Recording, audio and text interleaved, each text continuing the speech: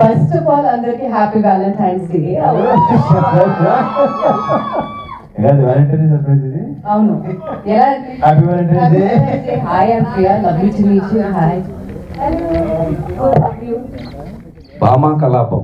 అవును, భామా సర్ప్రైజ్ ఇది. Very very best. Thank you. Actually, అందరికి తెలుసు that we have collaborated for a film long back. Yes, Shambho Shiva Shambho. ఆ తర్వాత ఇప్పుడే కలుస్తున్నాం అనమాట. చాలా సంతోషం. మధ్యలో ఎప్పుడు కలవలేదు.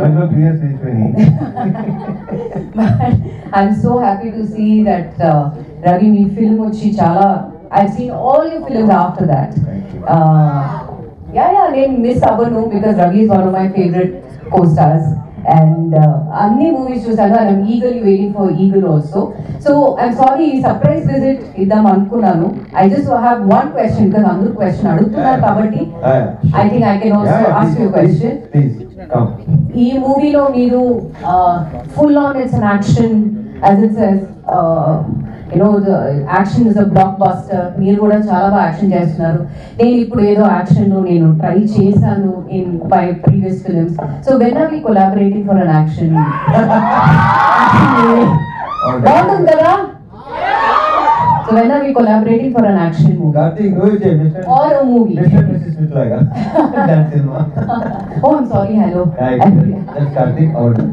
Nice to meet you, sir. All the best. బాగా మంచి రెస్పాన్స్ వస్తుంది అని వింటున్నాను. ఇంకా చూడలేదు, డెఫినెట్ గా చూస్తాను.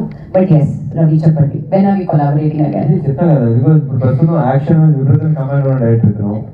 ఆ పేరు కూడా వచ్చింది, దానికి ప్రూవ్ అయిపోయాడు. అందరూ విపరీతంగా నేర్చుకుంటున్నారు, అందరూ మాట్లాడుతున్నారు దీని గురించి.